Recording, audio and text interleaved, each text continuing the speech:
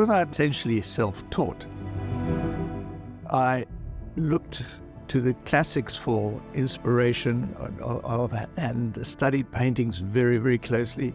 I've traveled all over the world, and in some cases I go to a center just to see one painting and examine it and see how the paint is put down. I think one learns a lot more that way than by being taught by somebody.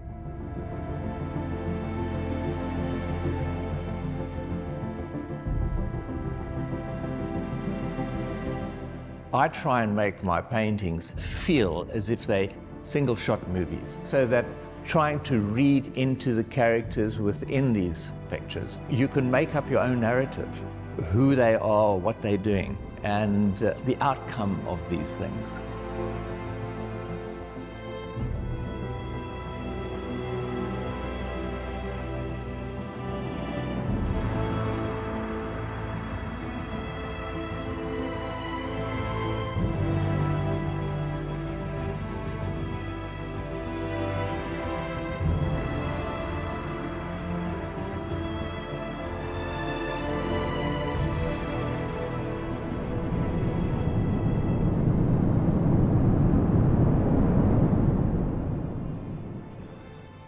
Climate change is the big story everybody's talking about, and we are all concerned about it. The whole point of this collection is to show some of the most beautiful places on Earth that are going to be affected if we don't address climate change and the way we are ruining our planet. The Boer War wasn't really the initial idea. The initial idea was really about human condition in conflict.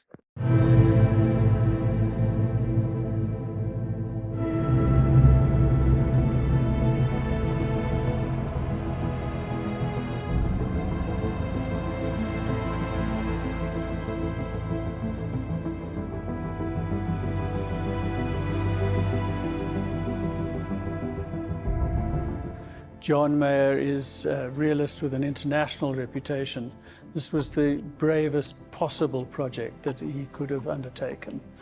We've got a series of 16 pictures that render many speechless and a good many to tears. What I learned from this particular journey is where I'd known a certain kind of Nelson Mandela. There was another Nelson Mandela that I didn't know. A Nelson Mandela that nobody knew, because he was just another man before he was transformed into this enormous figure, the best known figure of his generation in the world. Being a realist painter like I am, I've always admired the classic painters more. Velasquez was, of course, for me, he was the greatest painter who ever lived. Degas was marvelous. I looked very closely at those works to see how I could be influenced by them, particularly with my narrative works.